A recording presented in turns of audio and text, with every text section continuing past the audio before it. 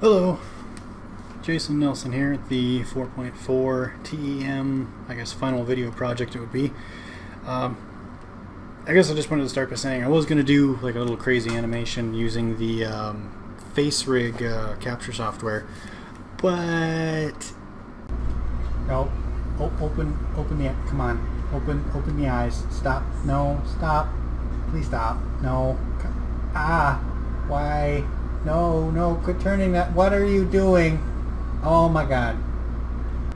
Yeah, so it didn't go the greatest. The coding for that is still kind of finicky. It doesn't quite pick things up right. Maybe it's because of my glasses or possibly the lighting. I've tried a bunch of different stuff and it still seemed really twitchy. So I'm just going to do this kind of like everybody else has been doing. So to start then, I guess for the most part, I've learned a little bit about the industry in the area of art and animation, specifically with respect to like the techniques and equipment used for motion capture specifically.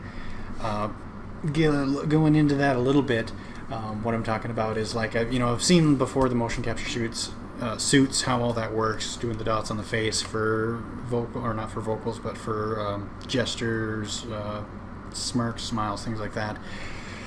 And what I saw was a video in relation to photorealism capture, making those animations, those shots that you can't tell aren't from just a regular camera. Excuse me. And it blew my mind how involved it was. There is so much data and so many filters and lenses and different layers that went into it just to make it look real, let alone capturing the right movements and everything. It kind of blew my mind. The other thing I guess I really learned was that there's actually a website out there geared towards game developers. And it's the, see if I can butcher this here, the IGDA, or the I think it's the International Game Developers Association. Yeah. And then really, I mean, it seemed to me, as far as what I learned, was more of in the way of what I've learned how much I actually already know about the industry. Because I didn't really come across anything groundbreaking for me as far as research other than that little tidbit about motion capture. But in part, I think that maybe just because game design has been a dream job of mine since I was a child, so it's really nothing new to me, and I've dabbled in coding and writing and animation and all that fun stuff before, so it's not new to me, but I've still got a lot to learn. Going forward and applying the information that I have gained from my classes so far will be, for me, it'll be a constant practice of professionalism, since I'm generally a pretty casual person, and I do in everything I do, and especially when it comes to like academic professionalism, that has its own score set aside from whatever it is that we're doing, whatever class it may be. That's there every class, and it's set separately. So focusing on that for me will be a big deal. Career-wise, maintaining that will be, it'll be the same level of practice to make sure that I'm hitting those marks and present myself in the best way possible.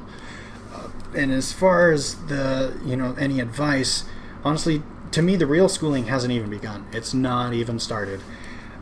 So all I can really say is, industry-wise, just to be as social as possible, especially in this industry or anything with like art and animation, film, game design. Who you know in the industry can have a lot of pull for you. It can get you some really good places and some really good contacts that just straight skill alone aren't going to get you. Other than that, the other thing I can recommend is be ready to work. Be ready to work a lot. There shouldn't be any doubt in your mind about what you're working towards, because the effort that it's going to take to obtain what you want is huge, and a lot of it will not be fun, especially when you really get into the guts of like programming and animation. It can get pretty abysmal, so unless you have that drive, you'll never make it. And that's really going to apply to your schooling as much as the career thereafter. So looking at schooling specifically, I'd say just try to get as much done as soon as possible. Make sure you have extra time if you need it, for particular assignments, because there are a lot of stuff. Especially, I had a situation like this in this class specifically, where it sounds easy enough, but once you get into it, you discover that it eats up an absurd amount of time, and you don't want to run into a snag like that when you've got 2-3 hours or maybe a day left and 2 or 3 assignments, something like that. So getting it done soon and fast, and making sure that it is good and will hit all the marks. Aim, always see what the minimum, see what the best is, and then try to at least go a little bit above that. That's what I try to do. And so far it's worked. I'm going to try to maintain that. We'll see how long I can carry that straight A. I have a feeling it will hit some snags probably in the next class, I would imagine. But we'll see what happens here. Other than that, I'm going to try to cut it off here. I'm already running to 5 minutes. So thanks for listening to me. Thanks for your time. Have a good day.